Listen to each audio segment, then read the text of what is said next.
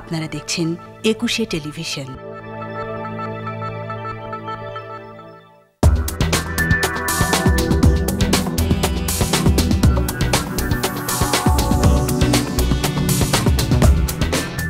আমন্ত্রণ প্রিয় দর্শক, একুশে রাতে সারা দেশের মানুষের মুখে মুখে এখন তিনটে শব্দ: সংলাপ, সংস্কার এবং নির্বাচন। এ বিষয়ে সুশীল সমাজের প্রতিনিধিরা কী ভাবছেন, রাজনীতিবিদরা কী ভাবছেন, তা নিয়ে নিশ্চয়ই আলোচনা হচ্ছে সর্বক্ষেত্রে। সেই সব বিষয় নিয়েও আজ আমরা আলোচনা করবো। এই বিষয়ে আলোচনার জন্য আমাদের একুশের স্টুডিওতে আজ উপস্থিত রয়েছেন বিএনপি চেয়ারপারসন উপদেষ্টা আব্দুস সালাম এবং রয়েছেন সিনিয়র সাংবাদিক আশরাফ কায়সার। আব্দুস সালাম, দেশের রাজনীতি কোন পথে, যদি আপনাকে এই প্রশ্ন দিয়ে শুরু করি। আপনাকে ধন্যবাদ। দেশের রাজনীতি তো এখন ভালো পথে যাওয়া উচিত, কারণ যে জায়গায় বিরাজনীতিকরণের পথে হাঁটছিলেন আগের স্বৈরাচার আওয়ামী লীগ সরকার, তো সেখান থেকে মানুষের চাওয়া পাওয়া তো একটাই ছিল যে রাজনীতিটা রাজনীতিবিদদের হাতে ফিরে আসুক। আগে তো রাজনীতিটা রাজনীতিবিদদের হাতে ছিল না, পার্লামেন্ট হয়ে গেছিল একটা ব্যবসায়ীদের একটা মানে আড্ডা বলি বা একটা জায়গা বলি, সেখানে সিন্ডিকেট হয়ে গেছিল এবং রাজনীতি বা গণতন্ত্র, মানুষের ভোটের অধিকার কোনোটাই ছিল না, সব কিছুই তারা লোপাট করেছিল। সেটা তাদেরও একটা স্লোগান ছিল যে আগে আগে উন্নয়ন, আগে গণতন্ত্র, তাই না? সেটা বলে তারা দেখা যাচ্ছে গণতন্ত্রটাও খেয়ে ফেলছে, উন্নয়নও হয়নি। উন্নয়নের নামে তারা চুরি করে টাকা পাচার করছে দেশে। তো এখন যেটা এই অবস্থা থেকে মানুষ মুক্ত হয়েছে, এই অবস্থা থেকে মুক্ত হয় নাই। এই অবস্থার জন্য যিনি দায়ী, প্রধান যিনি ছিলেন সেই শেখ হাসিনা, উনি আজকে দেশ থেকে পালাইছেন, কিন্তু এখনও কিন্তু সেই অবস্থার পুরোপুরি পরিবর্তন হয় না। এখনও তাকে যারা স্বৈরাচার বানাইছেন সেই পর্যায়ে নিয়ে গেছেন। আজকে সমাজের বিভিন্ন ক্ষেত্রে কিন্তু তারা বিভিন্ন জায়গায় অবস্থান করছেন। তো সেই কারণে তার যারা দোসর ছিল, যদি আপনি যে কোনো পরিবর্তন আনতে চান, তাহলে স্বাভাবিক সেই দোসরদেরকে স্ব জায়গায় রেখে তো আর আপনি কোনো পরিবর্তন আনতে পারবেন না, কারণ তার প্রথম প্রতিবন্ধকতাই হবে তারা সেটা যাতে ভালোভাবে কাজ না হয় সেটার জন্য সেই প্রতিবন্ধকতা সৃষ্টি করবে। কাজে এই সরকারের প্রথম কাজ হবে যে আজকে যদি তারা একটা পজিটিভ কিছু করতে চান, বা করতে তো হবে অবশ্যই, জনগণ চায়, আমরাও চাই, সারা বিশ্ববাসী চায়, তো সেই কারণে সেগুলো করতে হলে প্রথম সংস্কারটা হইতে হবে এটা, যে আজকে যাদের কারণে তিনি স্বৈরাচার হয়েছেন, যাদের কাঁধের উপরে ভর করে তিনি স্বৈরাচার হয়েছেন, সেই কাঁধের উপরে যাতে আর কেউ দাঁড়াতে না পারে, সেই কাঁধগুলোকে মসৃণ করতে হবে। এখন আমার সাথে দ্বিমত হতেই পারে, কিন্তু দ্বিমত হতে পারে বলে সেই প্রতিষ্ঠানটাকে ধ্বংসের দিকে ঠেলে দিব, বা সেটা যিনি করলেন তাকে শেষ করে দিব, এটা তো কোনো প্রক্রিয়া হতে পারে না। এবং এই প্রক্রিয়া করার কারণেই কিন্তু আজকে সব কিছুতে ধস নামছে। সব কিছু কেন আজকে আজকে টিভি দখল করতে হবে কেন, কি কারণে? আজকে মালিকের যদি বেআইনি কোনো কিছু করে, সেটার জন্য আইন আছে, সেটার জন্য কোর্ট আছে, সেটার জন্য কাচারি আছে, সেগুলোতে যাবে। কিন্তু এই অবস্থাটা করেই তো আজকে সমাজ প্রত্যেকটা ক্ষেত্রেই তারা দলীয়করণের বাইরেও তারা পরিবারতন্ত্রের আওতায় নিয়ে গেছিল, এমন একটা অবস্থা তারা সৃষ্টি করেছিলেন। সেই কারণে সব কিছুতে আজকে এই ধসটা নামছে। কাজে সেই জায়গা থেকে আমি অবশ্যই সাধুবাদ জানাই এবং ওয়েলকাম করি যে সালাম সাহেবের মতো একজন লোক, যিনি বলা চলে যে আজকের এই ইলেকট্রনিক্স মিডিয়ার ওয়ান অফ দ্য পায়োনিয়ার, এবং আজকের এই যে সাংবাদিকতার যে নতুন একটা আমরা দেখতে পাচ্ছি বাংলাদেশে, এইটাও ওয়ান অফ দ্য পায়োনিয়ার উনি। কাজে এই ধরনের ব্যক্তিগুলোকে আজকে যদি আমি সরায় দিই, তাহলে তো আমরা দেশ ক্ষতিগ্রস্ত হয়। কার মেন্টালিটি, তার আইডিওলজি কি আছে, সেটা হলো দ্যাটস ডিফারেন্ট। কিন্তু সমাজের জন্য, সমাজ পরিবর্তনের জন্য, সমাজ এগিয়ে নিয়ে যাওয়ার জন্য নতুনকে তো আমাকে স্বাগত জানাতেই হবে। তাই কাজে সালাম সাহেব এখানে এই মিডিয়া জগতে একটা নতুনত্ব নিয়ে আসছিলেন। যখন এই টিভি শুরু হয়, এটা কিন্তু অনেক সাংবাদিক আমরা দেখছি ইলেকট্রনিক্স মিডিয়াতে এই টিভির হাত ধরে তাদের যাত্রা শুরু হয়েছে। তো কাজেই এটা অবশ্যই এই ধরনের ব্যক্তিগুলোকে আমাদেরকে কাজে লাগাতে হবে, এবং আমি আশা করব যে সালাম সাহেব আবার আগের মতো পূর্ণ সেই তার সমস্ত কিছু উদ্যম নিয়ে তিনি বাংলাদেশের মিডিয়া জগতে, ইলেকট্রনিক্স মিডিয়া জগতে তার কন্ট্রিবিউশন তিনি রাখবেন। আগে যা হয়েছে সেটাকে তিনি ভুলে যাবেন, এখন আপনাদেরকে সাথে নিয়ে যাতে আরেকটা এই মিডিয়া জগতে আরেকটা ভালো কিছু দিয়ে যেতে পারেন, সেই আশাবাদ আমার থাকলো। সাংবাদিক আশরাফ কাইসার স্যার, আপনার কি মন্তব্য? সংলাপের যে অবস্থা আমরা দেখলাম প্রথম ধাপে শনিবারে, যেটি হলো বিএনপি সহ 7টি রাজনৈতিক দল এবং জোটের সঙ্গে আমরা সংলাপ দেখলাম, যদিও তারা বলতে চাইছেন এটা সংলাপ না, এক ধরনের মত বিনিময়, এবং আগামী শনিবার থেকেও কোনো কোনো রাজনৈতিক দলের সঙ্গে আবারও এরকম আলোচনায় বসবেন প্রধান উপদেষ্টা সহ অন্যান্য উপদেষ্টা। এই সংলাপ থেকে আসলে আমরা আমাদের ভাবনার জগতে কতটুকু কি বেরিয়ে আসতে পারে? দেখুন, আমার মনে হয়েছে এই সংলাপটি শপথ নেওয়ার 7 দিন পরেই করা যেত। আমাদের 60 দিন অপেক্ষা করার কোনো দরকার ছিল না। এবং আপনি রাজনৈতিক দলের সাথে বসবেন, কখনো আনুষ্ঠানিকভাবে বসবেন, কখনো অনানুষ্ঠানিকভাবে বসবেন, এবং সবার সাথে সব সময় বসতে হবে তাও না। কিন্তু আমাদের সম্পর্ক কিন্তু ঘনিষ্ঠ সম্পর্ক। এই সরকার আমাদের সরকার। এই রাজনৈতিক দলগুলো গত 15-16 বছর ভীষণ অত্যাচারের ভেতর দিয়ে গেছে, গণতান্ত্রিক পরিবেশের সুযোগ পায়নি, নির্বাচনে অংশগ্রহণের সুযোগ পায়নি। এই সরকারের একটি বড় দায়িত্ব হচ্ছে নির্বাচনের পরিবেশ নিশ্চিত করা, যাতে মানুষ ভোট দিতে পারে এবং দলগুলো যেন নির্বাচনে অংশ নিতে পারে। আমাদের লক্ষ্য উদ্দেশ্য যদি তাই হয়, তাহলে কিন্তু আপনি এতটা ঘটা করে ঘোষণা দিয়ে আজকে 7টি দল, কালকে 5টি দল, পরশু 3টি দল, এগুলো করে করে আমাদের যেটা সমস্যা হচ্ছে, আমরা সময় নষ্ট করছি। এমনকি সংলাপের সময় দেখুন, চা খেতে আপনার যতক্ষণ লাগে 30 মিনিটের মধ্যে আপনার শেষ করা উচিত। এবং আমাদের আনুষ্ঠানিকতা বর্জন করতে হবে, আমাদের কোয়ান্টিটির থেকে কোয়ালিটির দিকে নজর দিতে হবে।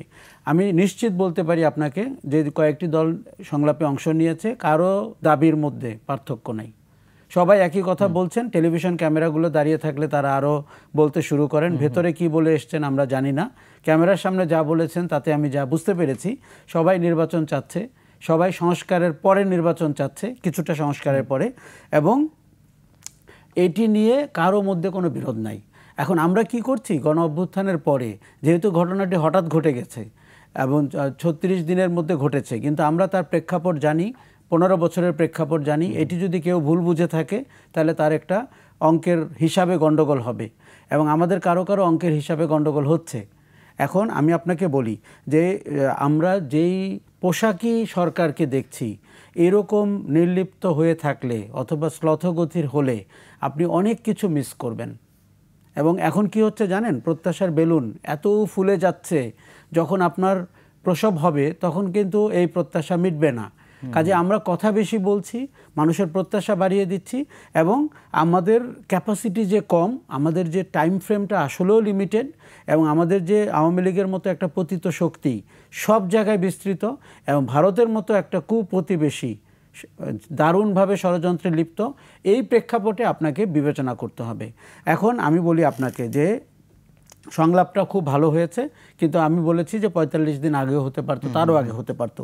এখন আমাদেরকে একটি সংস্কারের কথা দেখুন, একটি নির্বাচন যদি আপনি করতে চান এবং সেটা যদি মোটামুটি গ্রহণযোগ্য নির্বাচন করতে চান, আপনার ভোটার তালিকা ঠিক করতে হবে, আপনাকে আরপিওর ব্যাপারে সব দলকে সম্মত হতে হবে, আপনাকে প্রশাসনের সংস্কার করতে হবে। আমি বারবার প্রশাসনের কথা বললেই না কিছু চেহারা আমার সামনে ভেসে ওঠে, সেই সচিবগুলোর চেহারা, সেই সিনিয়র সচিবের চেহারা, সেই মুখ্য সচিবের চেহারা, সেই এইচটি ইমামের চেহারা, যেগুলো আসলে বিভৎস চেহারা। বাংলাদেশের গণতন্ত্রে আপনি যদি একটি কালো তালিকা করেন এবং আপনি যদি একটি মুরাল করেন যেখানে সমস্ত কালো তালিকায় যাদের নাম থাকার কথা তাদের নাম লেখেন, সেটিও কিন্তু ভরে যাবে। এই লোকগুলো কিন্তু দেখুন, আওয়ামী লীগ সরকার এবং তার মন্ত্রীবর্গের চেয়ে কম অপরাধী না, কখনো কখনো আমলারা বেশি অপরাধী। তারা রাজনৈতিক নেতৃবর্গকে ভয় দেখায়, কুপথে পরিচালিত করে, নিজে আরাম আয়েশ করে, হেয়ার রোডে থাকে, বাংলোতে থাকে, এবং আমরা এগুলো সব জানি। কিন্তু যে কারণে কথাগুলো বলছি যে আপনি ব্যুরোক্রেসিতে কোনো সংস্কার হয়নি। আপনি 4টা লোককে 3টা লোককে এখান থেকে ওখানে দিলে অবসরে পাঠালে কি সংস্কার হয়ে গেল? এরা 62 জন সচিবকে আপনার 62 মিনিটে বিদায় করে দেওয়া উচিত ছিল। এবং আপনি বিনিময়ে হয়তো আপনাকে ডেপুটি সেক্রেটারি থেকে সচিবের দায়িত্ব পালন করতে দিতে হতো। আমি আপনাকে বলে দিচ্ছি, ডেপুটি সেক্রেটারিরাই হচ্ছে প্রশাসনের সবচেয়ে ব্রিলিয়ান্ট ব্যাচ। তার আগে তার দক্ষতা থাকে না, তারপরে তার সাহস থাকে না। এখন আপনি বেছে নিতে পারতেন। দেখুন, আমি ডিসরাপশনে বিলিভ করি, কনভেনশনাল জিনিস, আনুষ্ঠানিকতা, সবাই মিলে আমরা একটি সিদ্ধান্ত নিব, এগুলো বাস্তবে ঘটে না। এবং যা ভালো মনে করেন এই যে কথাগুলো, এগুলো জাতীয়ভাবে নিষিদ্ধ করতে হবে। কারণ এগুলো আমাদেরকে একটি অক্ষম জাতিতে পরিণত করেছে, আমাদেরকে একটি ভীরু জাতিতে পরিণত করেছে। আমরা 15 বছর কিন্তু একটা ভয়ঙ্কর শাসনকে মেনে নিয়েছি, একের পর এক নির্বাচন হয়েছে। আমরা 18 লক্ষ লোক নির্বাচনের দায়িত্বে থাকে, তার কাউকে আমরা টু শব্দ করতে দেখিনি। আচ্ছা, তার মানে আপনি প্রশাসনকে ঢালাও সাজাতে হবে। দেখুন, এটি বিপ্লবী সংস্কারের দাবি। আপনি কি করে এই সচিবরা এখনো আমাদের উপদেষ্টাদের আশেপাশে ঘুরে বেড়ায়? আচ্ছা, তারপরে আমি শুধু শেষ করি, পুলিশকে দেখুন, পুলিশ লীগ এবং সচিব লীগ, কাজী পুলিশকে আপনি এমনও হতে পারে 1,20,000 কি 30,000 পুলিশ সদস্যকে বলতে হবে যে ভাই বাড়ি যান এবং আমাদের আর প্রয়োজন নেই। আর একইভাবে আপনার নির্বাচনী কাঠামোটি সংস্কার করতে হবে, নাহলে আপনি নির্বাচনের পরিবেশ নিশ্চিত করবেন কি করে? সেই ক্ষেত্রে আমার মনে হয়েছে বদিউল আলম মজুমদার সাহেবকে আপনি কমিশন গঠনের দরকার ছিল না, তাকে প্রধান নির্বাচন কমিশনার করে দেন। নির্বাচন কমিশনারদেরকে আপনি নির্বাচিত করেন, সিলেক্ট করেন, দ্রুত গতিতে নির্বাচনের সংস্কার এগিয়ে যাক। আমরা অনেক বেশি কালক্ষেপণ করছি। আমি 90% সময় আপনাকে বাঁচিয়ে দিতে পারবো, আপনি যদি 3 দিনের জন্য আমাকে সুযোগ দেন। আপনি প্রশাসন সংস্কারের কথা বলছিলেন বা বিভিন্ন জায়গায় সংস্কারের কথা বলছিলেন, কিন্তু কথা হচ্ছে যে প্রথমের দিকে বলছিলেন যে যারা কথা বলছে প্রধান উপদেষ্টার সঙ্গে বৈঠক শেষে ক্যামেরার সামনে, তারা সবাই একমত বা নির্বাচনের বিষয়ে অবশ্যই কেউ কম সময় দিতে চাচ্ছে, কেউ বেশি সময় দিতে চাচ্ছে। সেক্ষেত্রে আমরা দেখছি এর মধ্যে একটি মতবিরোধ গড়ে উঠেছে। জামাত আমূল একটি সংস্কারের পরে নির্বাচন চাইছে, বিএনপি সহ অন্য রাজনৈতিক দল বিচার বিভাগ সংস্কার, রাজনৈতিক সংস্কার এবং নির্বাচন কমিশন সংস্কারের মাধ্যমে যত দ্রুত সম্ভব নির্বাচন চাই। তারা হয়তো 6 মাসের মধ্যে হলে ভালো, নচেত সেনাপ্রধান যেটি বলেছেন 1-1.5 বছরের মধ্যে হলে ভালো, তার বেশি সময় দিতে চায় না। এই মতবিরোধটা কিভাবে ঘোচানো সম্ভব? এই মতবিরোধটা খুব দ্রুত ঘোচানো সম্ভব। আমাদের 3 জনকে যদি আইসক্রিম খেতে বলা হয়, আমরা 3টি ফ্লেভার বলবো, এখানে হয়তো একটি ফ্লেভার আছে। আপনি যেটা করবেন, আপনার কাছে যে ফ্লেভারটি আছে সেটি সুন্দর করে পরিবেশন করবেন, আমরা কোনো বিতর্ক ছাড়া খেয়ে ফেলবো। দেখুন, আপনি 8টি দলের সাথে মিটিং করেছেন, আরও 18টি অপেক্ষা করছে, এমনকি 64টি পদে বাইরে রয়েছে। আপনাকে বিবেচনা বোধ থেকে সংলাপ চালাতে হবে, সেখান থেকে সুপারিশ নিতে হবে। আপনি এখন মনের মাধুরী মিশিয়ে সুপারিশ চেয়েছেন, কেউ 94টা সুপারিশ দিয়েছে, তাই তো? এখন আপনি দেখুন, এটি কিন্তু কোয়ান্টিটির খেলা না, এটি হচ্ছে কোয়ালিটি। আপনি কোয়ালিটিটিভ সুপারিশ কি পেয়েছেন? জামায়াতে ইসলামী অনেক কথাই বলতে পারে এবং তাদের উপরে যে নির্যাতন হয়েছে, দল নিষিদ্ধ হয়েছে, নির্বাচন কমিশন থেকে তারা বিযুক্ত হয়েছেন, কত কিছু ঘটেছে। আপনি তাকে মানবিকভাবে দেখেন এবং তার সব কথা আপনি বলতে দেন, কিন্তু সিদ্ধান্ত গ্রহণের সময় তাকে ডেকে বলতে হবে যে ভাই, দেশের পরিবেশ এটি। রাজনৈতিক ব্যক্তিবর্গ যদি দেশ শাসনের দায়িত্ব না নেয়, আপনি আগাম যে আক্রমণ, ষড়যন্ত্র, সেটি মোকাবেলা করতে পারবেন না।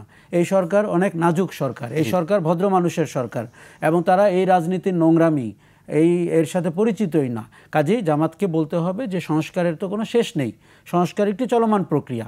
যেই সংস্কার আমি চাই সেটি করতে 10-12 বছর লাগবে। এখন আমরা কি 10-12 বছর অপেক্ষা করব?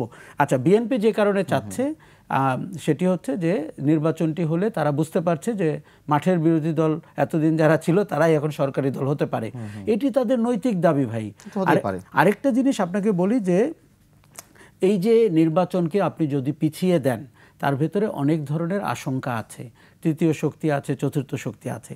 জামাতের অবস্থানের ব্যাপারে আমার ব্যক্তিগত একটি ধারণা, প্রতিবেশী একটি দেশ বাংলাদেশের কোনো রাজনৈতিক শক্তির সাথে যোগাযোগ করছে, যেমন সামাজিক শক্তির সাথেও করছে, শিল্প সংস্কৃতির অঙ্গনের সাথেও করছে, কোনো মিডিয়া আউটলেট তাদের হয়ে পারপাস সার্ভ করছে।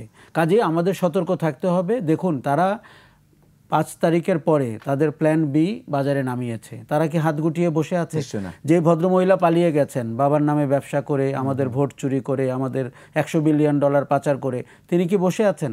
আপনি ভারতে যদি আজকে একটি লাইভ ক্যামেরা দিতে পারতেন, যেখানে যেখানে তারা কফি খাচ্ছেন, চা খাচ্ছেন, আড্ডা দিচ্ছেন, আমি তো তাদের সামাজিক যোগাযোগ মাধ্যম এর অবস্থা দেখে ভীত। তারা প্রতিদিন যে পরিমাণ আপডেট দিচ্ছে, এমন যে পরিমাণ সংখ্যা বলছে, মিথ্যাচার করছে, মিস ইনফরমেশন দিচ্ছে, আমি বরঞ্চ সরকারকে বলবো সামাজিক যোগাযোগ মাধ্যমে নজর দিতে হবে। কেননা আমাদের অনেক মানুষ কিন্তু এগুলোকে বিশ্বাস করে। আমি প্রতিদিন অনেক মানুষের মন্তব্য পাই, আমি তাদেরকে বলি যে আপনার মানসিক সুস্থতার জন্য এগুলো আর পড়বেন না। আমি একটু আব্দুল সালাম আপনার কাছে আসতে চাই। বিএনপি যতটা সম্ভব দ্রুত নির্বাচন চাইছে, বিরোধিতাও কোথাও কোথাও রয়েছে, এবং সরকারের পক্ষ থেকে বলা হচ্ছে রাজনৈতিক কনসেনসাসের মাধ্যমে নির্বাচনের রোডম্যাপ ঘোষণা করা হবে। এই প্রশ্ন আগেও করা হয়েছে, আপনার কাছে একটু করতে চাই, এই ঐক্য কি যদি গড়ে ওঠা সম্ভব নয়, যদি জিজ্ঞেস করছিলাম সাংবাদিক আশরাফ কাসিরের কাছে। আশরাফ ভাইয়ের প্রত্যেকটা কথার সাথে আমি একমত। উনি ভালো বলেন, ভালো লিখেন। উনি কিন্তু বলছেন যে কথাটা আমি আবার রিপিট করতে চাই, হয়তো রিপিট হয়ে যাবে। অর্থাৎ সরকারের বলা উচিত যে তারা কি চায়, তারা কি চায় আগে সেটা বলুক। এখনো তো বলতেছে না, তারা তো বুধবার একটি রোডম্যাপ দিবে না, দেয়নি তো এখন, বুধবার 2 মাস তো অতিক্রম হয়ে গেছে। আমি বলছি জামাতে ইসলামী বলেছে যে তারা কি ধরনের কবে নির্বাচন চায় বা কি ধরনের সমস্যা চায়, এই দুটি বিষয় বুধবার তাদের মতামত সেটি জানাবে।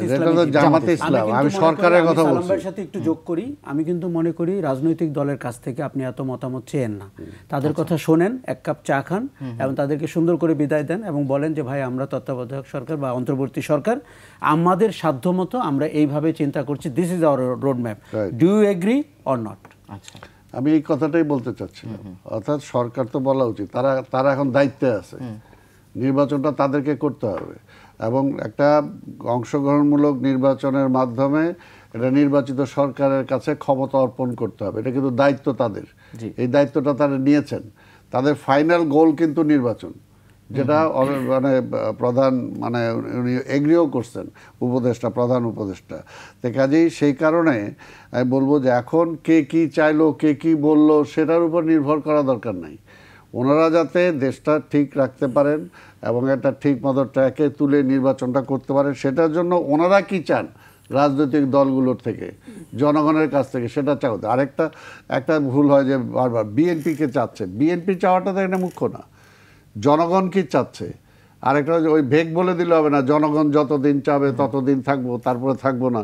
ওটা তো শেখ হাসিনাও বলতো, ব্যারোমিটারটা কি জনগণের, ওটা তো শেখ হাসিনাও বলতো, ওটা তো শেখ হাসিনাও বলতো যে জনগণ আমাকে চাচ্ছে, আমি আসি, যেদিন চাবো না থাকবো না। কিন্তু কিন্তু আসলে তো সে জোর করেই ছিল। তো এই কারণে ভেগ কথা বলে কোনো লাভ নাই। আর এখন সরকারের কোনো মিনিমাম একটা সেকেন্ড, একটা মিনিটও কালক্ষেপণ করার সময় নাই। আমি বুঝি না, তারা তো আরও ফাস্ট হওয়া দরকার, আরও ফাস্ট হওয়া দরকার। কারণ সব কিছু এবলো থেবলো গর্ত হয়ে আছে, এটাকে রিপেয়ার করবে, রিপেয়ার করে তারপরে তারা সরকারের কাছে ক্ষমতা বুঝাবে। তো রিপেয়ার তো দূরের কথা, কিছুই তো হচ্ছে না এখনো। ঢাকা শহরকে ওই যে আশরাফ ভাই কি ঠিক মতো আসতে পারে না, অর্থাৎ আজকে ঢাকা শহর অচল হয়ে গেছে। যত কথাই বলুক, এটার দায়িত্ব কার? সরকারের। তারা যেমনি নির্বাচনের দিকে যাবে, পাশাপাশি এইটাকেও এই মুহূর্তে কিভাবে সমাধান দেওয়া যায় সেটার জন্য কি তাদের কোনো প্ল্যান আছে বা করতেছে বা দিচ্ছে? তারা খালি বল সংস্কার, যে কথাগুলো আগে আমি বলছি, সংস্কারটা ওইখানে করেন, যে রাজনীতিটা রাজনীতিবিদদের হাতে দেওয়ার জন্য চেষ্টা করেন, তাই না? পার্লামেন্টটাকে ব্যবসায়ীদের মানে আখড়া বানায়েন না। এই কথাগুলো তো আমি আগে, অর্থাৎ মেইনই এগুলো হলো বেসিক। এই জায়গাগুলো আমরা করতে পারি, আর যদি আইনের শাসনটা কায়েম করতে পারি, তাহলে কিন্তু ওনাদের মেইন কাজটা হয়ে যাবে। ওনারা আসলে কি চাচ্ছেন? এখনও তো আমরা ঘোরের মধ্যেই আছি, বল সংবিধান সংস্কার করতে হবে। আরে ভাই, সংবিধান কোথায় সংস্কার করবেন? সেটাও তো লাগবে। আমরা তো অলরেডি প্রস্তাব দিছি যে একটা যে কেউ 2 বারের বেশি প্রধানমন্ত্রী হইতে পারবেন না, এটা তো একটা বেসিক। আমরাই চাচ্ছি সেটা, আমরা অলরেডি বলে দিছি। আমরা বলছি যে কোনো প্রতিটা নির্বাচন একটা তত্ত্বাবধায়ক সরকার অধীনে হতে হবে। এটাই তো সংস্কার। অর্থাৎ এই জিনিসগুলো করলে, আর যদি আপনি আইনের শাসন প্রতিষ্ঠা করতে, আইনের মাধ্যমে যদি সবাইকে আনতে পারেন, তাহলেই তো আপনার সমাধান হবে, আর নাহলে তো হবে না। তো কাজেই কথা বলা না। আরেকটা হলো সবচেয়ে বড়, যেটা আমি আশরাফ ভাই মূল্যবান কথাটা বলছেন, অর্থাৎ এইখানে যে লাস্ট ফ্যাসিবাদ, এই ফ্যাসিবাদ সৃষ্টি করলো কে? আমাদের দেশের অভ্যন্তরে কিছু, পাশাপাশি আমার প্রতিবেশী রাষ্ট্র। এখানে তার যে স্বার্থটা জড়িত আছে, তার স্বার্থটা তো এখন আপাতত যে খর্ব হচ্ছে, সেটা কি সে বসে থাকবে? সে তো আবার তার স্বার্থ আদায় করার জন্য সে আবার তার সেকেন্ড প্ল্যান সে চালু করবে। যে কাজে সেটা যাতে না করতে পারে, সেটার জন্য তো যত তাড়াতাড়ি, এর আগে রাজনৈতিক শূন্যতা আনছিল বলে কিন্তু ঝড় আসছে, অভ্যুত্থান হয়েছে, এটা পরিষ্কার মানতে হবে। রাজনীতি ছিল না, ভোটের অধিকার ছিল না, মানুষের কথা বলার অধিকার ছিল না বলেই ঝড় আসছে। ঝড়ে কিন্তু শেখ হাসিনার মানে একে তোলপাড় করে নিয়ে চলে গেছে। তো কাজে সেই রাজনীতিটা যত তাড়াতাড়ি পারেন ফিরে আনেন, যে যত কথাই বলুক, রাজনীতিটা ফিরে আনেন, জনগণের অংশগ্রহণটা ফিরে আনেন। জনগণের অংশগ্রহণটা কীভাবে? লিগ্যাল ওয়েতে, ও অভ্যুত্থানের মধ্য দিয়ে না। যদি আপনি লিগ্যাল ওয়েতে না আনেন, সেই স্পেসটা না দেন, জনগণের মতটা যদি আপনি গ্রহণ না করেন, আপনি বলতেছেন এটা, কিন্তু জনগণ কি চায় সেটা তো একমাত্র ভোটের মাধ্যম ছাড়া কিছু হবে না। আপনি রাজনৈতিক দলগুলোকে বলেন তাদের ম্যানিফেস্টো তারা ডিক্লেয়ার করুক, তারপরে মানুষ কাকে ক্ষমতায় দিবে সেটা। কিন্তু যদি আপনি হাসিনার মতো যদি বলেন যে ওকে ক্ষমতা আসতে দেওয়া যাবে না, জনগণ চায় না, আরে ভাই জনগণ চায় কি সেটা তো জনগণই বলবে। সো আপনি বিএনপি আসবে না কে আসবে এটা আপনার লুকআপটা না, লুকআউট না, এটা লুকআউট হলো জনগণ। জনগণ কাকে দিবে জনগণই ঠিক করবে, আপনি সেখানে সেটাকে পাঠিয়ে দেন, তাই না? সেই কারণেই সেটা যেন যত তাড়াতাড়ি যত দ্রুত আপনি রাজনীতিটা ফিরে আনতে পারবেন। সরকারের পক্ষ থেকে এই দাবিও করা হচ্ছে যে সব ক্ষেত্রে সংস্কারের পরে তারপর নির্বাচন, জনগণের চাই সরকারের পক্ষ থেকে। এটা ভেগ কথা আমি বলবো, এটা ভেগ কথা। কখনো সব কিছু সংস্কার করে আপনি ওখানে যেতে পারবেন না। আপনাকে সংস্কারের প্রক্রিয়াও চলতে হবে, আবার নির্বাচনের প্রসেসও আপনাকে। এখন পর্যন্ত নির্বাচন করবেন, নির্বাচন কমিশন আপনি গঠন করেন নাই। ওই যে ভাই যেটা, আশরাফ ভাই যেটা বললেন যে আপনি সেদিকে যান না কেন, আপনি দেন কাকে চান। উনি একটা নামও বলছেন, যাকেই দেন আপনি দিয়ে একটা পিপুল সেন্টিমেন্ট নেন না, তার পক্ষে আছে কিনা জনগণ, তারপরে তাকে কাজ করতে দেন। এর বেশি কাজ তো না, স্পেসিফিক কাজ করেন, স্পেসিফিক, যে মানুষ ভোট দিতে যেন পারে, ভোটে কালো টাকার প্রাধান্যটা যাতে না থাকে, রাজনীতিটা রাজনীতিবিদদের যেন হাতে থাকে, ব্যবসায়ীরা যাতে কিনে না নিতে পারে সেই প্রসেসটা করা। ওইখানে রাজনীতি ওইভাবে করে যাতে ক্ষমতা না নিতে পারে, যেমনি সেটাকে বন্ধ করেন। এইখানেও ভোটটাও যাতে জবরদখল করতে না পারে, মানুষের ম্যান্ডেট যাতে মানুষ দিতে পারে সেই ব্যবস্থাটা করেন, সেটা সংস্কার করেন। সেটা কি সংস্কার চান সেটা বলেন। জি, আমরা আলোচনা ফিরবো দর্শক একটা ছোট্ট বিরতি পরে, ফিরছে খুব শিগগিরই।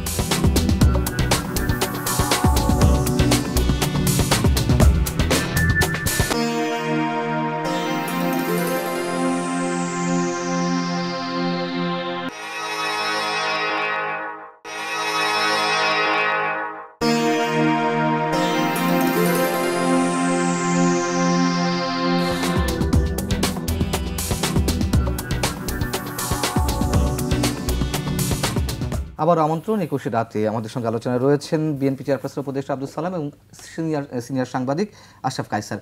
আশরাফ কায়সার, আপনি নিশ্চয়ই দেখেছেন প্রথম আলোতে প্রধান উপদেষ্টার একটি ইন্টারভিউ ছাপা হয়েছে, তার প্রথম পর্ব, এবং সেখানে প্রশ্ন করা হয়েছিল যে 1 নম্বর 2 নম্বর 3 নম্বর প্রায়োরিটি বেসিস তার কাজ কি সংস্কারের ক্ষেত্রে। তিনি বলেছেন সংবিধান সংস্কার, যেটি সবচেয়ে এখন কন্ট্রোভার্সি অবস্থা রয়েছে।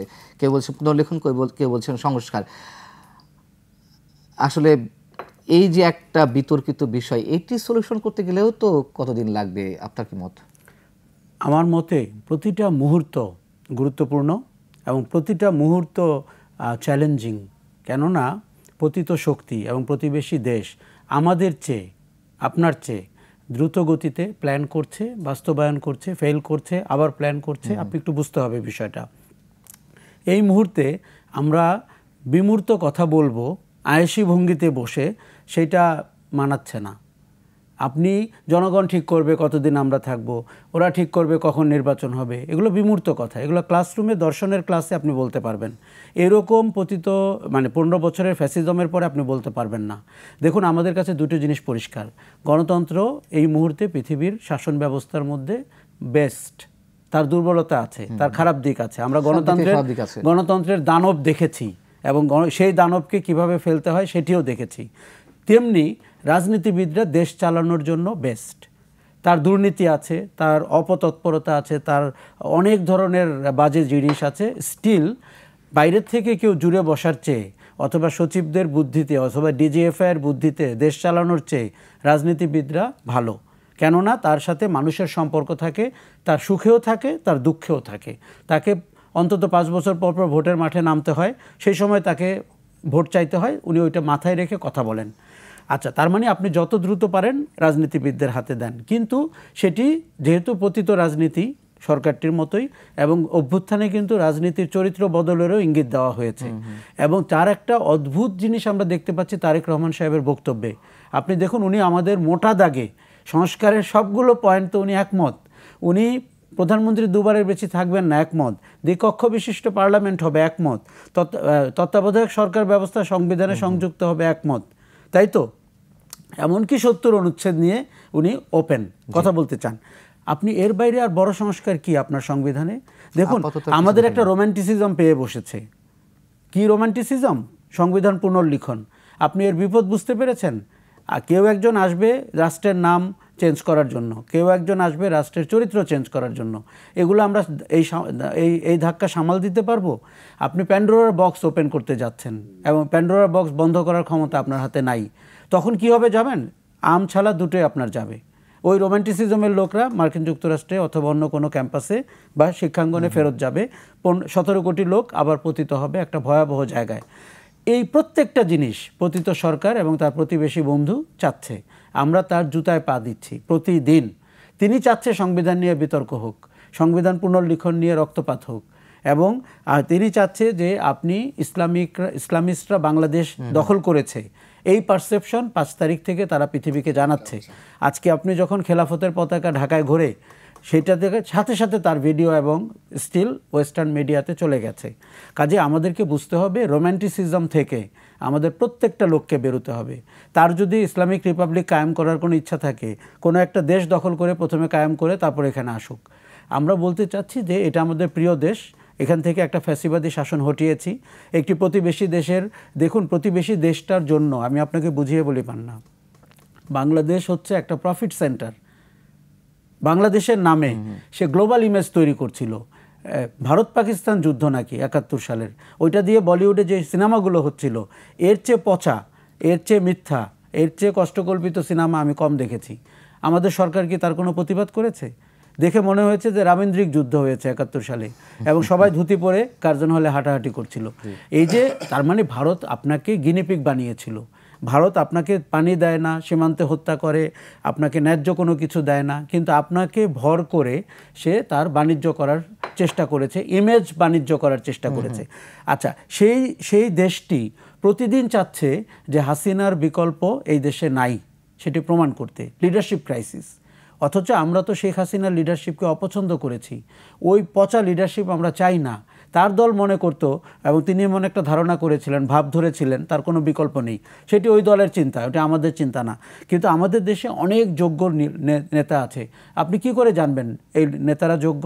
আপনি ইউনিভার্সিটিতে ইলেকশন দেন, ডাকসু জাকসুতে ইলেকশন দেন, আপনি জাতীয় পর্যায়ে ইলেকশন দেন, দেশব্যাপী গণতন্ত্রের উৎসব শুরু করে দেন। যেই জিনিস মানুষ 15 বছর পায়নি। আপনি ভাবতে পারেন যারা গণ অভ্যুত্থান করেছে তারা কোনোদিন ভোট দিতে পারেনি। কাজেই ভোটহীন জেনারেশন শেখ হাসিনাকে ফেলেছে। তাদের প্রধানতম দাবি ভোট দেওয়া। কাজে আমি বলছি না তাড়াহুড়ো করে আপনি খারাপ কিছু করবেন, কিন্তু আপনি আয়েশই হবেন না। আপনার আয়েশ করার সময় না।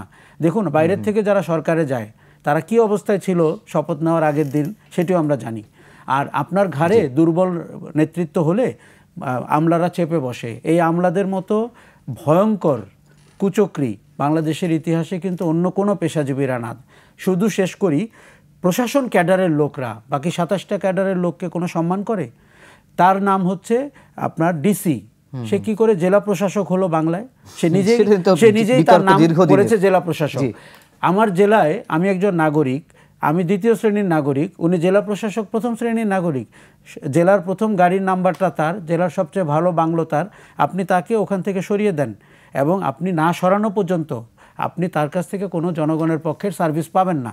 আমি এই জন্য বলছি যে আমি সরকারটিকে ক্রমাগত আমলা শাসিত সরকার হয়ে যেতে দেখছি এবং সরকারটিকে আমার অনেক শ্লথ মনে হচ্ছে, নির্লিপ্ত মনে হচ্ছে, আনুষ্ঠানিক মনে হচ্ছে, অনেকটা ফোকাসহীন মনে হচ্ছে।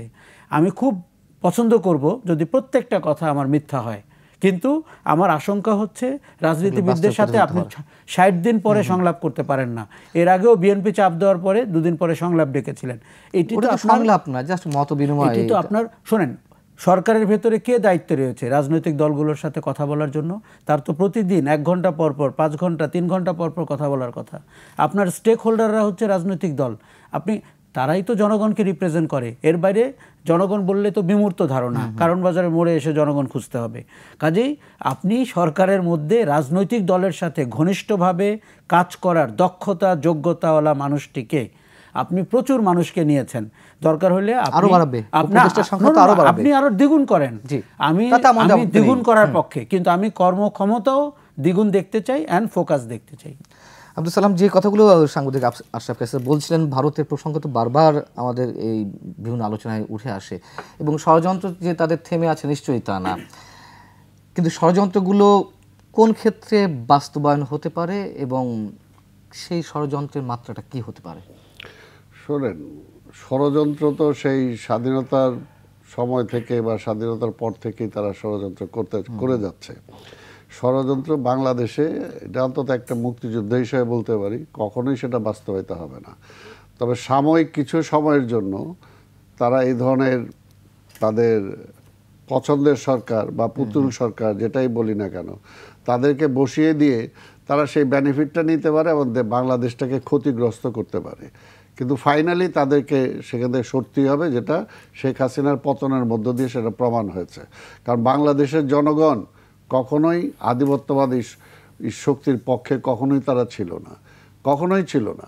স্বাধীনতার পরেও সেটা প্রমাণ হয়েছে, যখন শেখ হাসিনার বাবা ক্ষমতায় আসছিলেন, কিন্তু সেই সময় সেটা পারে নাই। পরে আবার এটা প্রমাণ হলো, আবার আধিপত্যবাদের শক্তির পক্ষে যে এই দেশের মানুষ না, সেই কারণে কিন্তু শহীদ রাষ্ট্রপতি জিয়া রহমানের উত্থান হয়েছে রাজনীতিতে, এবং বাংলাদেশে একটা জনপ্রিয় জায়গায় অবস্থান করছে শহীদ রাষ্ট্রপতি জিয়া রহমান, এবং তার সেই জনপ্রিয়তা নিয়ে পরবর্তী খালেদা জিয়া এই দেশের প্রধানমন্ত্রী হয়েছে, এবং এখনও আগামী দিনে এই দেশের সরকারের প্রধান হবে তারেক রহমান। আজকে কিন্তু বাংলাদেশের বাস্তবতাটা এইটা, ওই আধিপত্যবাদী শক্তির বিপক্ষে যে শক্তি, জাতীয়তাবাদী শক্তির যে রিপ্রেজেন্ট করে সেই শক্তি, এটা এই জন্যই বলে যে জনগণ সেটা আছে। কারণ এবং এটার মূলটা হলো গণতন্ত্র। আওয়ামী লীগ স্বাধীনতার পরে গণতন্ত্র খেয়ে ফেলেছিলেন, মানুষের ভোটের অধিকার, মৌলিক অধিকার খেয়ে ফেলছিলেন। জিয়া রহমান এসে সেই গণতন্ত্র ফিরিয়ে দিয়েছিলেন, ভোটের অধিকার ফিরিয়ে দিয়েছিলেন, জনগণকে পাওয়ারফুল করেছিলেন। অর্থাৎ জনগণই আধিপত্যবাদী শক্তিকে রুখতে পারে, এটা কিন্তু অতীতে বহুবার প্রমাণ হয়েছে, এবারও হয়েছে যে আধিপত্যবাদী শক্তিকে বৃদ্ধাঙ্গুলি দেখাইতে পারতেছে জনগণের শক্তি দিয়ে। কাজেই এই সরকারকে মনে রাখতে হবে, শেখ হাসিনা গণতন্ত্র বাদ দিয়ে আমলাতন্ত্রের উপর নির্ভর করে সে জনবিচ্ছিন্ন হয়েছিল। সে কিন্তু সুযোগ পেয়েছিল জনগণের পক্ষে রাজনীতি করার, কিন্তু সে সেটাতে করে নাই। সে কিন্তু আবার সে আধিপত্যবাদী শক্তিকে প্রতিষ্ঠিত করতে যে আমলা নির্ভর সেখানে হয়ে পড়েছিল, যে কারণে ঝড়ের মধ্য দিয়ে তাকে এখান থেকে চলে যেতে হয়েছে।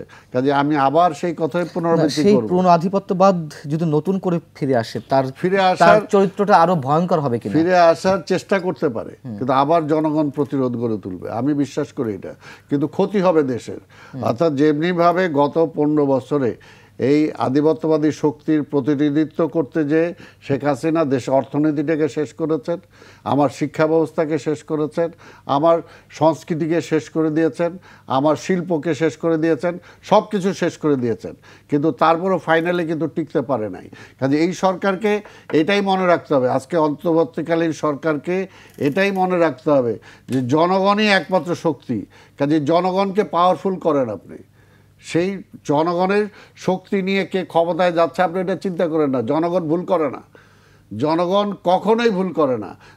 91-এর নির্বাচনে আপনি চিন্তা করে দেখেন, যখন 91-এর নির্বাচনে বিএনপি কিন্তু সেরকম রাজনৈতিক দলীয় শক্তি ছিল না। সবাই মনে করেছিলেন, সাংবাদিকরা, বুদ্ধিজীবী, বিদেশ, সবাই মনে করেছিল আওয়ামী লীগ ক্ষমতায় চলে আসবে। আওয়ামী লীগের সবাই নতুন মুজিব কোড বানায় পর্যন্ত রেডি হয়ে গেছিল, কিন্তু 91 সালের নির্বাচনের সকালে জনগণ কিন্তু সেটা পাল্টায় দিছে। বিএনপিও ভাবে নেই যে বিএনপি ক্ষমতা আসতেছে। কাজে এর জন্যই বললাম বাংলাদেশের জনগণ রাজনৈতিক সচেতন, এবং বাংলাদেশের জনগণ কখনোই কোনো আধিপত্যবাদী শক্তিকে সহ্য করে নাই। যদি করতো তাহলে আমরা পাকিস্তানের বিরুদ্ধে লড়াই করে জয়লাভ করতে পারতাম না। আর একটা হলো যে বাংলাদেশের জনগণকে আমরা ধর্মভীরু কিন্তু কখনো ফ্যানাটিক মনে করবেন না। এই কারণে বললাম যে বাংলাদেশের জনগণ অনেক রেশনাল, অনেক জাতীয়তাবাদী। কাজে এটা জনগণ কখনোই ভুল করে না, আমরা ভুল করতে পারি, আমরা রাজনীতিবিদ হিসাবে ভুল করেছি, জনগণ ভুল করে নাই। কাজে আধিপত্যবাদী শক্তির এখনও যে দ্বারা আজকে বিষ বাষ্প এখানে ছড়াচ্ছে, এবং আশরাফ ভাই যেটা বলছেন, অবশ্যই আমরা জানি যে আন্তর্জাতিক যে চক্রের মধ্যে শেখ হাসিনা এই দেশটাকে যে বিশ্বর যে আজকে বিশ্ব শক্তির বিভক্তির মধ্যে কিন্তু শেখ হাসিনা বাংলাদেশকে ঠেলে দিয়েছিলেন, একটা চরম একটা রিস্কের মধ্যে কিন্তু বাংলাদেশকে তিনি ঠেলে দিয়েছেন। এখনও কিন্তু সেই অবস্থায় আমরা আছি, আমরা কিন্তু কোথায় আছি এখনো বলতে পারবো না, একটা ইন্টারিয়াম পিরিয়ড চলতেছে। কাজে এই সময় যদি এই সরকার ভুল করে তাহলে সেই খেসারত কিন্তু তাদের দিতে হবে। ভুলের জায়গাটি কেন তৈরি হচ্ছে? সাংবাদিক আশরাফ কাছে আপনি আমলাতন্ত্রের কথা বলছিলেন এবং জনপ্রশাসন মন্ত্রণালয়ের অনেক বিষয় আপনি তুলে এনেছেন, এবং একই সঙ্গে তো আমরা জানি যে রাজনৈতিক দলগুলোর সঙ্গে সরকারের একটা দূরত্ব তৈরি হয়েছে। গ্যাপটি কোথায়? আজকের দিনটি কিন্তু বিশেষ, কেননা আবরার ফাহাদ বুয়েটের সে ফেনী নদীর পানি নিয়ে স্ট্যাটাস দিয়েছিল বলে ছাত্রলীগ তার রুমে গিয়ে তাকে সারা রাত পিটিয়ে মেরে আপনাকে গুম করার চেষ্টা করেছিল। পরে তার সহপাঠীরা তার লাশটির অন্তত রক্ষা করেছে। আপনি কিছুক্ষণের জন্য চিন্তা করেন 19 সালে এরকম একটি ঘটনা ঘটেছে এবং আমাদের ওই রাজনৈতিক শক্তির সন্ত্রাসী চেহারাটি কি ছিল, এবং একটা বুয়েটের একটা মেধাবী স্টুডেন্টের একটি ফেসবুক পোস্ট তার জীবন হানির কারণ হয়েছে। আমরা কেন আমি এই কথাগুলো বলি জানেন? এগুলো যদি আমরা বারবার বলি, চোখের সামনে আসে, তাহলে আপনি বুঝতে পারবেন যে আপনার নির্লিপ্ত থাকার কোনো সুযোগ নেই। আপনি দেখুন, আমরা ইতিহাসে অনেক কিছু দেখেছি, আগামীতেও দেখব। এই যে রাজনৈতিক শক্তিগুলোর কথা আমি বলছি, তারা যদি কোনো কারণে জনগণের সাথে বেইমানি করে নির্বাচিত হওয়ার পরে, তার প্রায়শ্চিত্ত 5ই আগস্টের চেয়েও করুণ হতে পারে। আপনি অপেক্ষা করবেন। তারা যদি না শিখে থাকে এই গণ অভ্যুত্থানে তাদের জন্য মেসেজটা কী ছিল, সেটি কিন্তু তাদের ভুল। আমার মনে হয় সবার নিজস্ব হিসাব নিকাশ থাকা দরকার। আরও একটা জিনিস, বাংলাদেশ উগ্রবাদী দেশ না। কেউ আপনাকে উগ্রবাদী হিসাবে প্রতিস্থাপন করতে চাচ্ছে, আপনার ইমেজটি দাঁড় করাতে চাচ্ছে। সেই জায়গায় আপনি পা দিবেন কি না, এবং উগ্রবাদী ভঙ্গিতে কথা বলবেন কি না, উগ্রবাদী দাবি দাওয়া করবেন কি না, ধর্মকে অবলম্বন করে সাধারণ মানুষকে প্রতারণার চেষ্টা করবেন কি না, এই ভয়ঙ্কর অপরাধটি যারা ভাবছেন তাদের বিরত হওয়া দরকার। আরও একটা কথা বলি, নির্বাচনটি খালি আপনি দিয়ে দেখেন তো এই উগ্রবাদীরা কয়টা সিট পায়। আমি অনেক বছর ধরে তাদেরকে অবলোকন করছি, পর্যালোচনা করছি। এটি করে তারা জাস্ট কিছু মানুষ অর্গানাইজড ওয়েতে সমাজে ভীতির সঞ্চার করে। এইবারের ভীতি কিন্তু শুধু দেশের ভিতরে থাকবে না, এইবারের ভীতি কিন্তু ইন্টারন্যাশনালি প্রচার করা হবে, এবং বাংলাদেশে শেখ হাসিনার ফিরে আসার একটি গ্রাউন্ড তৈরি করা হবে যে বাংলাদেশ জঙ্গি হয়ে গেছে, ইসলামিস্টরা ক্ষমতা নিয়েছে, এবং আপনার এখানে শরিয়া আইন কায়েম হচ্ছে। প্রোপাগান্ডা কিন্তু 100 গুণ বেশি হবে বাস্তবের চেয়ে। কাজে আমাদের সবার দায়িত্বশীল হওয়া দরকার। মনে রাখা দরকার 5ই আগস্টের ঘটনাটি ছাত্র, শ্রমিক, জনতা ঘটিয়েছে, কোনো রাজনৈতিক দল ব্যানারে ঘটেনি, এমনকি কোনো সংগঠনের ব্যানারেই ঘটেনি। এটি কিন্তু পৃথিবীর ইতিহাসে একটি অদ্ভুত উদাহরণ যে কোনো সংগঠনের ব্যানারে বৈষম্য বিরোধী ছাত্র আন্দোলন আমরা বলছি, তারা কারা? তারা নিজেরাই বলছে যে আমরা তো বিভিন্ন বিশ্ববিদ্যালয় থেকে জড়ো হওয়া 1 মাস আগে চিনতে পারা একে অন্যকে, তাই তো? আমার মনে হয় যে এই ঘটনায় আমাদের যেটি শেখার আছে, আপনি খুব সুচারুভাবে আপনার প্রতিটি দিন প্ল্যান করেন, সংস্কার প্ল্যান করেন, যোগ্য মানুষকে যোগ্য জায়গায় বসান, এবং রাজনৈতিক দলগুলোর সাথে মিলে আমার মনে হয় এই চ্যালেঞ্জ আপনাকে মোকাবেলা করতে হবে। না হলে আপনি প্রতিদিন নতুন আশঙ্কায় থাকবেন, এবং আপনার সময় কিন্তু আর 30 দিন, 90 দিন বা 100 দিন হয়ে যাওয়ার পরে আপনার হানিমুন পার্ট কিন্তু ওভার। তখন বিগত সরকারের দোহাই দিয়ে আপনি খুব বেশি দূর পার পাবেন না। তখন আপনার রিপোর্ট কার্ড নিয়ে আমরা বসবো এবং আপনাকে আমরা মার্ক করব, উপদেষ্টাদের মার্কিং করব, কার বিদায় নেওয়া উচিত আমরা বলবো, কাকে বিদায় করা হচ্ছে না কেন সেটি আমরা বলবো। আমি বলছি ইটস এ হট সিট, আপনি বাংলাদেশের কঠিনতম জায়গায় আছেন। কাজে আমি তাদের বিচার বিবেচনা এবং তড়িৎ সিদ্ধান্ত প্রত্যাশা করছি। আমরা প্রায় শেষ পর্যায়ে একটা আলাদা প্রশ্ন এর সাথে রিলেট করা যায়, সেই প্রশ্নটা আপনাদের দুজনের কাছে রাখতে চাই। একটা হচ্ছে, অনেকেই আটক হয়েছেন, পালিয়েছেন তো অনেকেই, যারা আটক হয়েছেন তাদের মধ্যে আমরা শেখ পরিবারের কোনো সদস্যকে দেখতে পাইনি, যারা মানে দণ্ড প্রতাপশালী ছিলেন, একজন নিজস্ব সাম্রাজ্য গড়ে তুলেছিলেন। নাম বললে তো অনেকেই বলা যায়, আপনারা জানেন, আমরা সবাই জানি শেখ পরিবার সদস্য কারা। যেই দুর্বল প্রশাসনের কথা বলছিলেন বা ঘাটতি মেরে পড়ে আছে, তাদের কি এখানে কোনো কারসাজি থাকতে পারে? আমি কিন্তু আমার সন্দেহ আছে, কেননা শেখ পরিবারকে আপনার এমন করে তাড়া করতে হবে, সে পৃথিবীর যেখানেই যাক তাকে যেন ধরে এনে আমার আইনের আওতায় বিচার করা হয়। দেখুন, কৃতকর্মের শাস্তি না হলে কৃতকর্ম আবার রিপিট করা হয় এবং মানুষ ভুলে যায়। আপনাকে দৃষ্টান্তমূলক শাস্তি দিতে হবে এবং এক্ষেত্রে কোনো ছাড় না। তাদের সবাই তো প্রায় পালিয়ে গেছে। না, কিন্তু আর দ্বিতীয় যেটি হচ্ছে, আমরা যে প্রধান অপরাধী হিসেবে যাদেরকে দেখেছি, ধরেন ওবায়দুল কাদের, যিনি বলেছেন কালকে ছাত্রলীগ নেমে 7 মিনিটের মধ্যে কিছু একটা এরকম সময়ের মধ্যে সব শেষ করে দিবেন। তারপরে আমরা দেখেছি মেয়েদের উপর অত্যাচার, তারপরে আমরা দেখেছি এমনকি কালাশনিকভ রাইফেল ছাত্রলীগের হাতে। তারা তো মিলিশিয়া ফোর্স, কাজে ওই লোকটি কোথায়? এখন যদি ক্যান্টনমেন্ট থেকে উনি থেকে থাকতেন, ওনারা যদি পার হয়ে যান, এটির দায় সরকারকে নিতে হবে, সেনাবাহিনীকে নিতে হবে। এই ক্ষেত্রে কোনো ছাড় দেওয়ার কোনো সুযোগ নেই। আব্দুল সালাম, এই বিষয়ে আপনার মন্তব্য, এই প্রশ্নটার উত্তর চাচ্ছি। না, কথাটা হলো পরিষ্কার যে এটা তো তারা দলীয়করণ, পারিবারিককরণ সেটা তো করেছিলই। যে আজকে প্রধানমন্ত্রী হাতে কি থাকবে, তার বোন রেহানার হাতে কি থাকবে, তার ছেলের হাতে কি থাকবে, তার চাচাতো ভাই, চাচা ভাতিজা, অর্থাৎ এইরকম পরিবারতন্ত্র কখনো কায়েম হয়নি, যেটা আওয়ামী লীগের আমলে যেটা হয়েছে। তো কাজে যেহেতু তারা এই সিন্ডিকেট করছিল, সেই সিন্ডিকেট করে তারা যে অপরাধ করছে, সেই অপরাধের কারণে তাদেরকে তো বিচার আওতায় আনতেই হবে। আনতে হবে, কিন্তু আমরা অনেককে আটক হতে দেখেছি, কিন্তু তাদের কাউকে এখনো পর্যন্ত আটক হতে দেখেছি। বিশেষ কোনো সন্দেহ জাগে কিনা? এটা সন্দেহ যাতে না জাগে, যেমন আপনি প্রশ্ন করছেন, তার মানে জনগণের মধ্যে প্রশ্নটা আছে। এটা জবাব তো সরকারকে দেওয়া উচিত, বর্তমান যে সরকার আছে তাদেরকে দিতে হবে। এই জন্যই সেই ব্যাপারে তারা যাতে সক্রিয় হয়, সেটাই আমরা বলবো। যেই অপরাধী করছে তাকে এখন পর্যন্ত কিন্তু সত্যিকার অর্থে শেখ হাসিনার পাশে যারা সবচেয়ে ক্ষমতাধর ছিল, একমাত্র ওই মানে আমাদের যে দাড়িওয়ালা, দাড়ি কেটে যে গ্রেপ্তার হইলেন, অর্থাৎ আমাদের কি বলে সালমান এফ রহমান ছাড়া এখন কিন্তু ওই পর্যায়ের অনেকেই গ্রেপ্তার হয়নি। ওবায়দুল কাদের কোথায় এখন আমরা জানি না।